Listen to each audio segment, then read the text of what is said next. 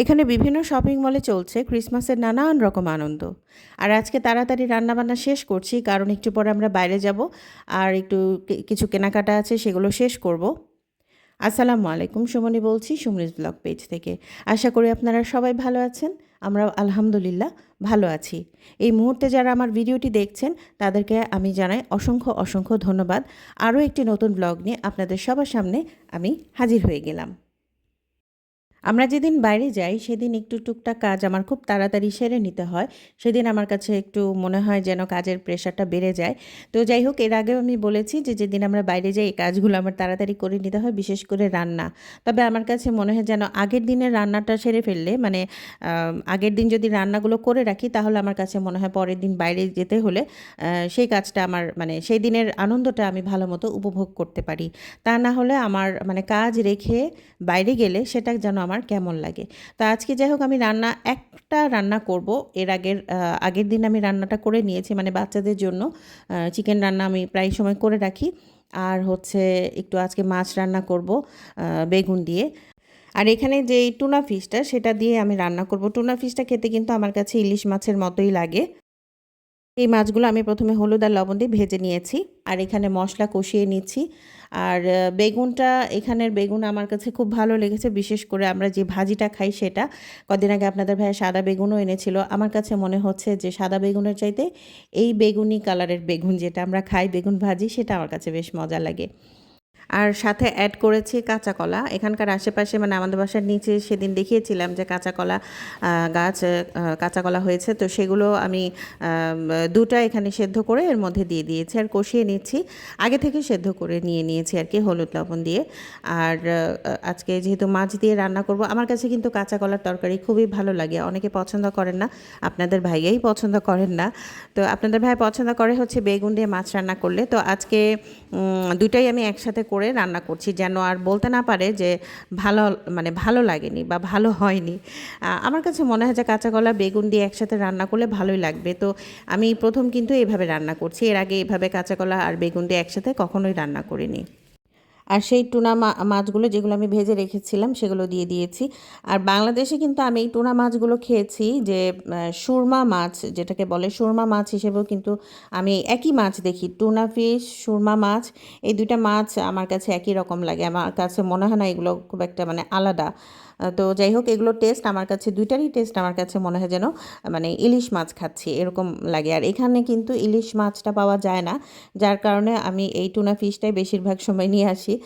আপনাদের ভাইয়া নিয়ে আসে। এটা সামুদ্রিক মাছ, এটা কিন্তু আমাদের শরীরের জন্য খুবই ভালো, বিশেষ করে বাচ্চাদের জন্য। তবে একটা জিনিস আমি জানতে পেরেছি যে এটা যদি মানে যাদের অ্যালার্জি আছে শরীরে, তারা কিন্তু খুব একটা খেতে পারে না। এটা খেলে কিন্তু অ্যালার্জিটা আমি যতটুকু জানি বেড়ে যায়, এরকম আর কি। তবে আল্লাহর রহমতে কারোরই এটা খেলে অ্যালার্জি মানে হয় না বা হয়নি, এই আর কি। তো এভাবে আমি রান্নাটা সেরে নিয়েছি। আর অনেকেই হয়তো খেয়েছেন যে বেগুন দিয়ে ইলিশ মাছ বা কাঁচা কলা দিয়ে ইলিশ মাছ। কাঁচা কলা দিয়ে ইলিশ মাছ কিন্তু দারুণ মজা।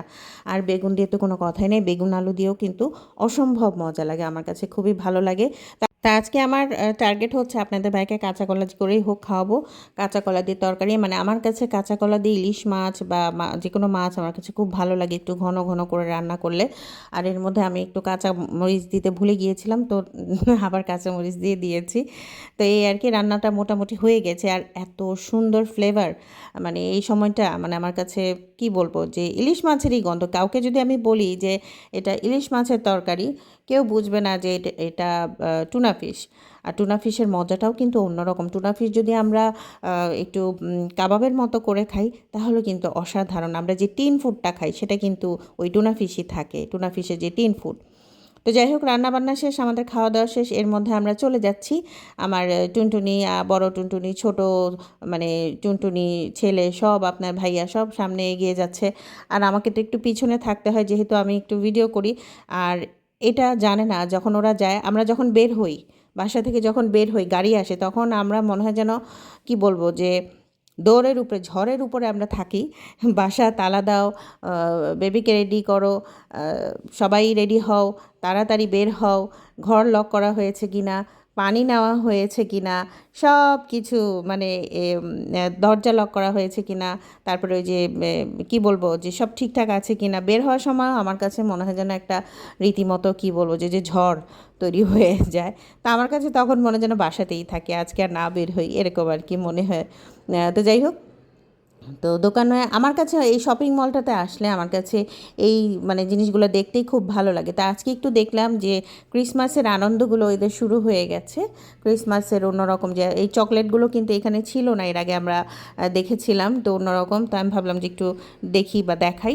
এখানে দাঁড়িয়েছিলাম, এত চকলেট আসলে আমার বাসায় খায়, আমার বড় টুনটুনি খায়, ছোটো টুনটুনি খুব একটা কিন্তু চকলেট পছন্দ করে না। তো এখানে এসেই যে বাচ্চাদের সাথে খেলাধুলা, আমার ছোটোটা কিন্তু মানে বেবি দেখলে দাঁড়াবে কিন্তু খুব একটা নড়াচড়া করবে না, ওদের সাথে খুব একটা খেলবে না, কিন্তু ওই যে ওদের সাথে একটু দাঁড়িয়ে জিজ্ঞেস করে বা কি, মানে উল্টা দেখা যায় যে অন্য বেবি ওর সাথে খেলে, ও চুপচাপ তাকিয়ে থাকবে, এরকম আর কি। আর এখানে মশলা আমি কিনতে এসেছিলাম, নানান ধরনের মশলা আমার কাছে মানে কি বলবো যে এত ভালো লেগেছে, এর আগে কিন্তু আমি মশলা দেখাইনি বা আমি নিজেও দেখিনি। তো আমার কাছে মনে হচ্ছিল যেন মশলাগুলো একটু দেখাই। আসলে আমি কিনতে এসেছিলাম পাঁচফোড়ন। এখানে আমি এখনও পাঁচফোড়ন আমার চোখে পড়েনি। পাঁচফোড়নটা আমার ওই যে একটু আচার বানানো, যদিও এখানে আম মানে কাঁচা আমটা দিয়ে আমি আচার বানানো সেই সুযোগটা আমি খুঁজে পাচ্ছি না। আর এই যে এখানে এটা গাব, মানে যেটা আমাদের দেশি ফল যেটা গাব, এটার নামটা আমি দেখতে ভুলে গিয়েছি। মানে এখানকার যে নামটা সেটা আমি দেখতে ভুলে গিয়েছি। আমার কাছে মনে হচ্ছিল যে মানে দুটো নেই, তো আমি বেছে বেছে দুটো নিয়েছি, কারণ খুব একটা যে একেবারেই যে ফ্রেশ আমার কাছে মনে হচ্ছিল না, কিন্তু এরা বলছিল যে ফ্রেশ, কারণ গাবগুলো একদম নরম হয়ে গেছে। তো সেগুলো আমি মানে এখান থেকে দুটো বেছে বেছে নিয়েছি। আমি বললাম যে দেখি আগে খেতে কেমন লাগে। আর এখানের আঙ্গুর আমি দেখে তো অবাক হয়ে গেছি একেবারে, এটা সত্যি কথা, এটা ফ্রেশ আঙ্গুরগুলো, মানে একেবারেই মানে দেখার মতো, বিভিন্ন রঙের। তো সেটাও আমি একটু আঙ্গুর গ্রিনটা নিয়েছি, আমি লালটা নেইনি। আমার বাচ্চারা গ্রিনটা পছন্দ করে। আর এখানে এসে দেখলাম কাঁচা হলুদ, প্রথমে আমি ভেবেছিলাম যে আদা লাগবে, তো এরকম একটু ধরে দেখলাম যে এটা আসলে কাঁচা হলুদ। তো কাঁচা হলুদের রঙটা বেশি একটা হলদেটা না, আমাদের দেশে যেরকম একদম কাঁচা মানে গাঢ় রং, সেটা আমি দেখতে পাইনি। আর এটা সেই যে বাটারনাট স্কোয়াশ, যেটা দিয়ে আমি প্রায় সময় আপনাদের সাথে শেয়ার করি। কদিন আগে পায়েস করেছিলাম, পায়েস বলতে হালুয়া আর কি, এটা দিয়ে করেছিলাম, এত মজা লেগেছে। এরপরেই তো আমি এটার প্রেমে পড়েছি, যখনই আমার এটা সামনে আমি দেখি আমি নিয়ে নেই এটা সামনে পেলে। তো মোটামুটি আমার শপিং শেষ হয়ে গেছে, আমি এখন মানে কাউন্টারে চলে এসেছি। আমি দেখছি ঠিক মতো যে সব ঠিকঠাক আছে কিনা। প্রায় সময় আমার এই ভুলটা হয় যে আমি যেটা চাই বা যেটা নিয়েছি সেটা বাসায় যাওয়ার পর দেখি যে ওটা আসেনি বা মিসিং হয়ে গেছে। তো আজকে আর সেই ভুলটা যেন না হয়, তো সুন্দর করে গুছিয়ে নিয়ে যাচ্ছি। আর ছোটোটাকেও এখানে বসিয়ে নিয়েছি, কারণ ও খুব মানে এটা সেটা দৌড় দেয়, এদিকে সেদিকে দৌড় দেয়। আর এই যাওয়ার সময় দেখে নিচ্ছি এই যে ক্রিসমাসের আয়োজন খুব সুন্দর, আমার কাছে খুব ভালো লাগে এই আয়োজনটা। তা আজকে আমার ভিডিওটা একটু বড় হয়ে গেছে, আপনারা সাথে ছিলেন, জানি না কেমন লেগেছে, মন্তব্য করবেন। আজ এ পর্যন্ত, সবাই ভালো থাকবেন, আল্লাহ হাফেজ।